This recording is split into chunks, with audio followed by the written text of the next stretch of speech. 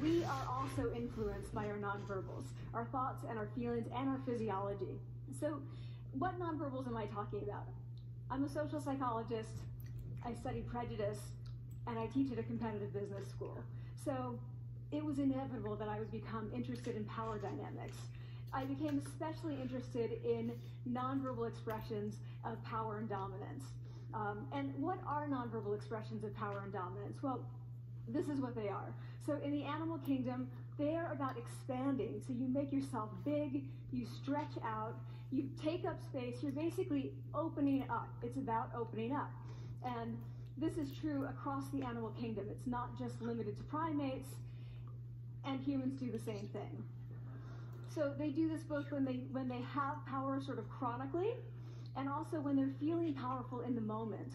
And this one is especially interesting because it really shows us how universal and old these expressions of power are.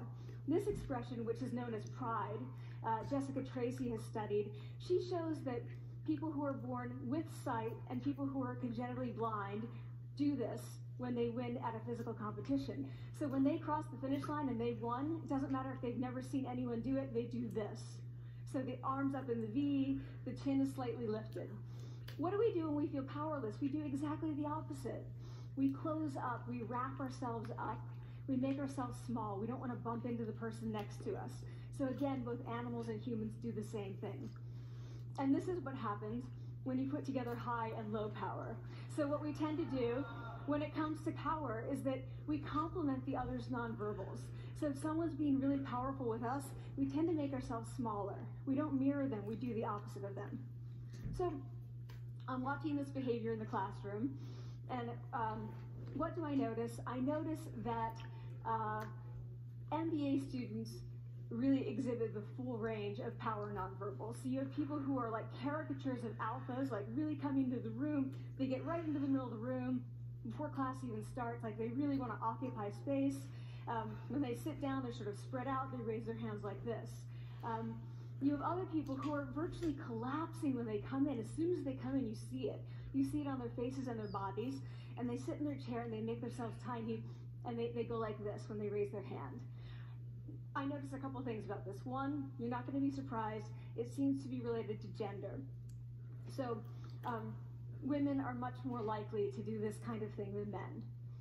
Women feel chronically less powerful than men, so this is not surprising.